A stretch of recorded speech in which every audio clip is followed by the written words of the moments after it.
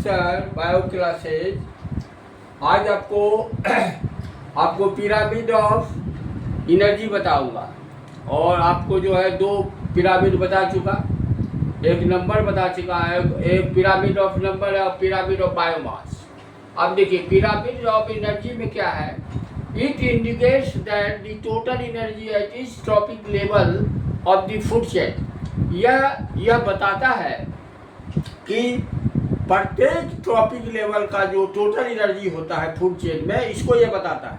It also exhibit that at each trophic level loss of energy and material takes place at the process of assimilation and growth are not 100% efficient. ये भी बताता है कि प्रत्येक trophic level पर जो ऊर्जा का नाश होता है, मटेरियल का जो नाश होता है, वह कैसे नाश होता है, तो प्रोसेस ऑफ एसिमिलेशन और ग्रोथ में। लेकिन यह 100% इफिशिएंट नहीं होता है। दस एट द प्रोड्यूसर लेवल, माने उत्पादक लेवल पर, that is at the base of pyramid, the total energy available is relatively more than the higher trophic level.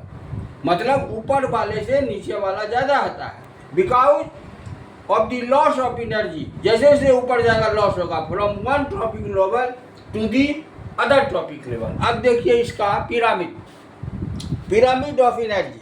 तो हम आपको बोले कि ये जो है बेस में जो है, ये आपको जो है एनर्जी, ये प्रोड्यूसर का एनर्जी सबसे ज़्यादा रहेगा।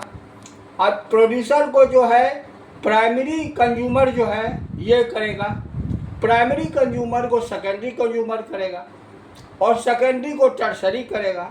तो ये क्या हुआ, ये हुआ ग्रेजुअल डिक्रीज इन एनर्जी। यहाँ एनर्जी सबसे ज़्यादा है, फिर ऊपर आया प्रोड्यूसर में सबसे ज़्यादा है, फिर आया सेकेंड स्टेप में प्राइमरी कंज्यूमर में कुछ कम हुआ, फिर सेकेंडरी आपको जो है कंज्यूमर में आया तो कुछ कम हुआ, और अंत में टर्सरी में सबसे कम हो गया। इसलिए पिरामिड इसका ऐसे बना, इतना दूर टर्सरी का, सेकेंडरी का इतना बड़ा, प्राइमरी का कंज्यूमर इतना बड़ा और सबसे ज़्यादा प्रोड्यूसर का बना।